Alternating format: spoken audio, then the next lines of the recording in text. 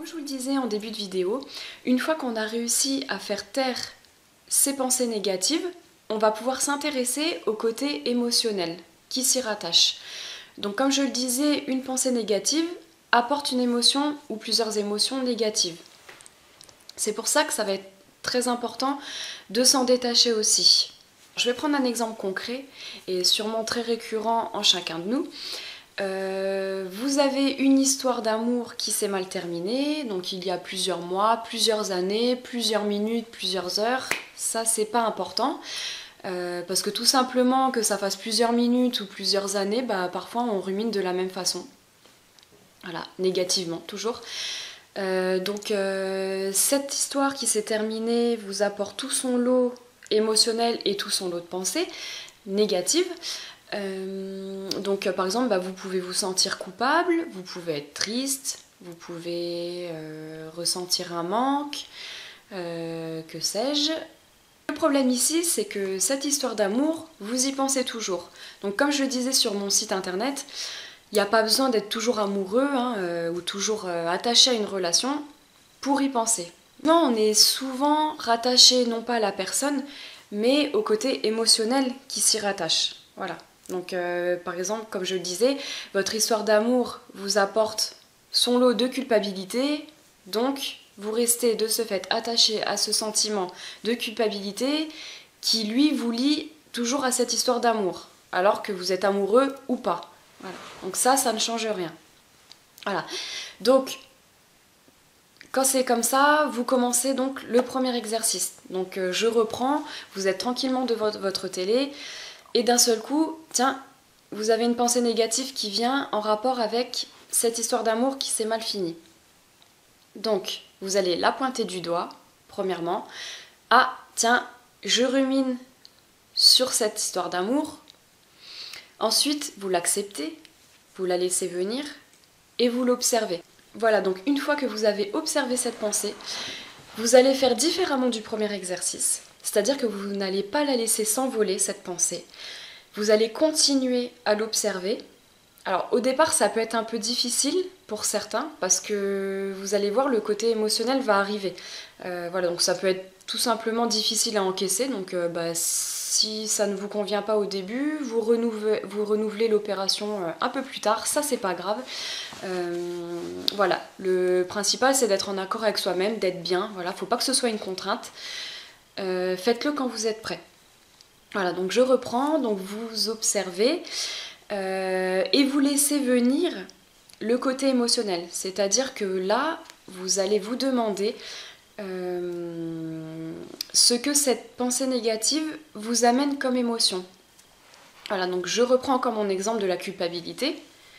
Si cette émotion, c'est de la culpabilité, vous allez l'observer. Vous allez vous dire, tiens, cette pensée m'apporte son lot de culpabilité. Et de là, vous êtes autorisé à cogiter un peu et à vous dire, mais pourquoi cette pensée me rend coupable? Voilà, donc là, vous allez commencer à faire un travail sur vous-même. Voilà, donc vous pouvez vous arrêter là dans cet exercice et le refaire plusieurs jours, plusieurs semaines, plusieurs mois, selon ce que vous avez besoin. Voilà. Une fois que cet exercice est maîtrisé, surtout quand vous avez répondu à vos questions, du pourquoi, du comment ça vous rend coupable, vous allez voir que lorsque vous répéterez l'exercice, vous allez cette fois-ci pouvoir vous détacher de cette émotion de culpabilité. Comment cela se traduit? Comment cela est possible? Eh bien, tout simplement, quand vous avez mis des mots sur cette émotion et que vous avez réfléchi au pourquoi du comment, là, vous n'avez plus le droit de cogiter. Voilà, donc je vous renvoie au premier exercice, c'est-à-dire qu'une fois que vous avez compris le pourquoi du comment, il va falloir que tout ça s'en aille. Voilà, donc pour que cela s'en aille, il va falloir observer cette émotion, comme on a observé nos pensées négatives au départ. Et chez certaines personnes, donc encore une fois comme au premier exercice, chez certaines personnes ça va suffire à faire partir l'émotion négative. Et chez certains, il va falloir de nouveau faire des exercices de visualisation, imaginer sa pensée négative et son émotion qui l'accompagne s'envoler, partir et brûler avec le feu, partir au centre de la Terre et être aspiré et disparaître. Voilà, donc cette étape est à renouveler autant de fois que nécessaire.